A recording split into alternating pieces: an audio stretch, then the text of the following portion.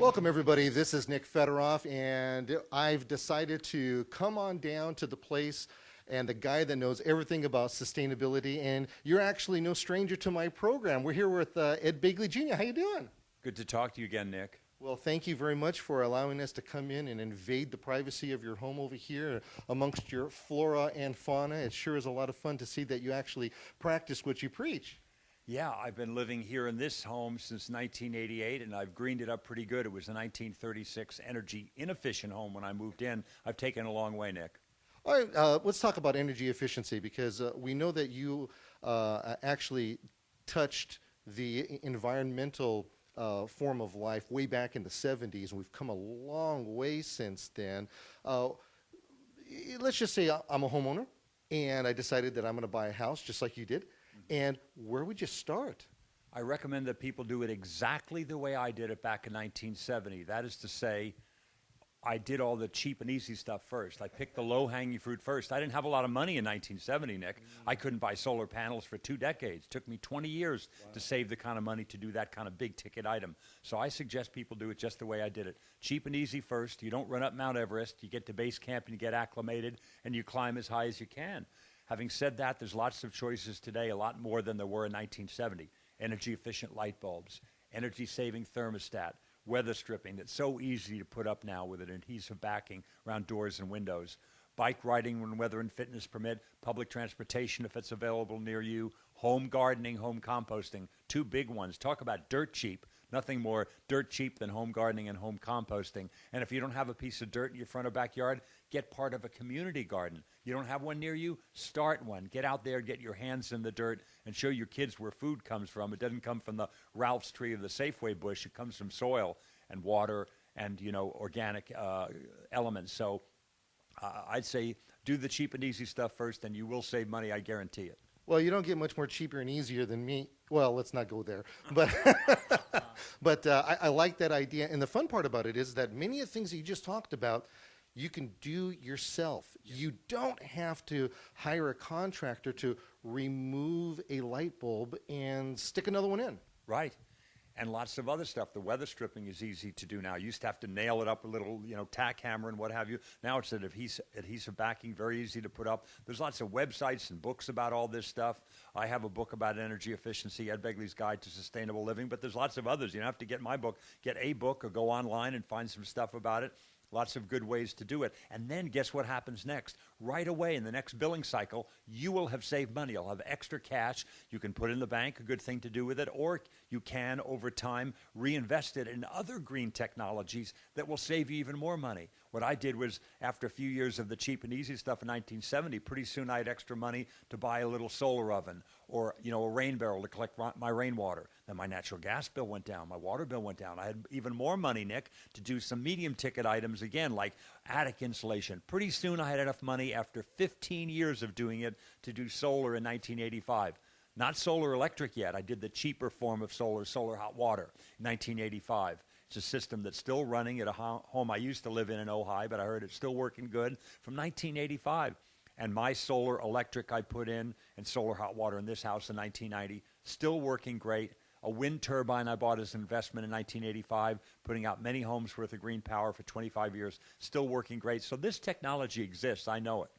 I think what's really fascinating about what you're doing, number one, I feel like, if I can be bold, it's as if you're a poster child for us, because, the thing that we think of is oh, well, there he is, famous, all this money, just, every time you walk, you have this, you have money falling out of your pocket. But what's really fun about this is that you're sharing that, look, I didn't have the money. I couldn't do it right away. It's not a matter of me, filming a TV show and all of a sudden I've got millions of dollars that I can put into this, because truth is known, you're like everybody else and you have those challenges that everybody else has. So this right here is so refreshing and so neat to know that I can do something like this. And even in the 80s, when I was a much younger man, I was never the leading man. I was a supporting actor, so I never made the big star salaries. So I had to be careful. Even the 80s and 90s, when I did some of this stuff, I had to be careful. I couldn't just say, oh, write a check and put up anything that's going to work. I had to be very careful with stuff, and I was quite prudent. I picked the low-hanging fruit first. I did the cheap and easy stuff first, saved some money, kept moving up the ladder, and now I can retire, not because I have so much money, Nick. I have something as good as having money. I don't need a lot of money to live month to month because my bills are all so low. I grow my food on site. I heat my water with the sun. I get my electricity from the sun. I charge my car in the sun, et cetera, et cetera. Everything is very cheap. I can live very well now because of environmental choices.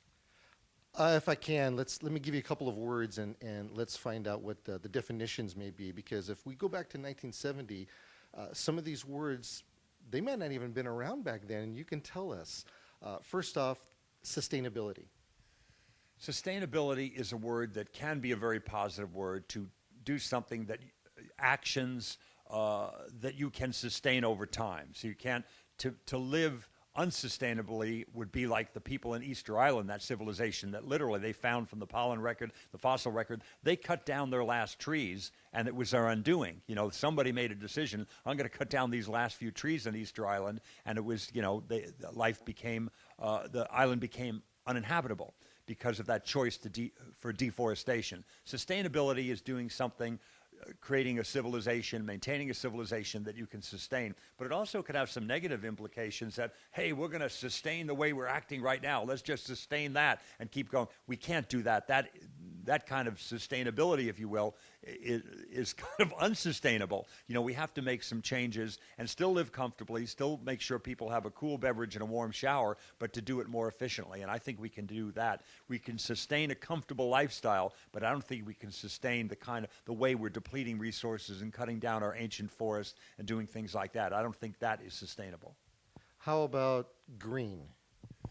Green is a nice word. Again, it has very positive implications, and it means positive things to a lot of people that I know, and myself too, but also it can be part of a label on something that can be part of greenwashing, if you will. That is to say, saying a product is green, but what does that mean?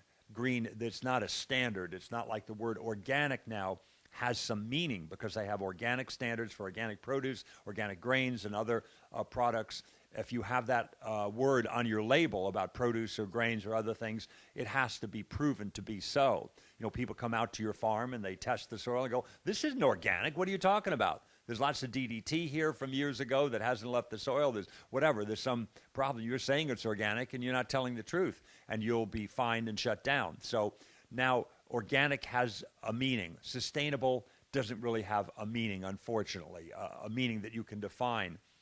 Green doesn't really have a meaning. Environmentally friendly doesn't really have a meaning. But there will be more standards as we have more things like the wonderful Green Seal program. It's like the Good Housekeeping Seal of Approval, but for the environment.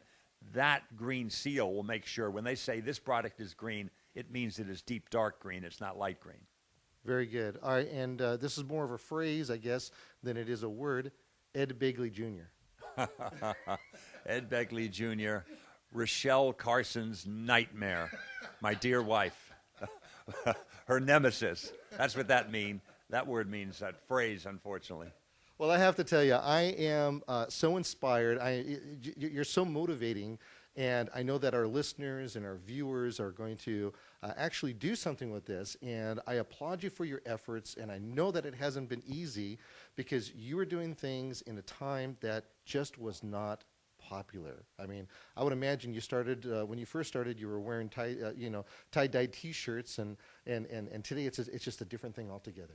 Yeah, it's a different world now. But a lot of this stuff I learned from my dad, who was not an environmentalist. He never used the word, but he was one because he cared about the earth, and he also cared about his bills. You know, he cared about another kind of green money. So we did all these environmental things, you know, to save money. We turned off the lights and turned off the water and saved string and saved tinfoil. We threw very little away, and that's the way I was raised. So I got a lot of this green behavior from my dad, who was interested in the other green, the folding stuff you keep in your pocket.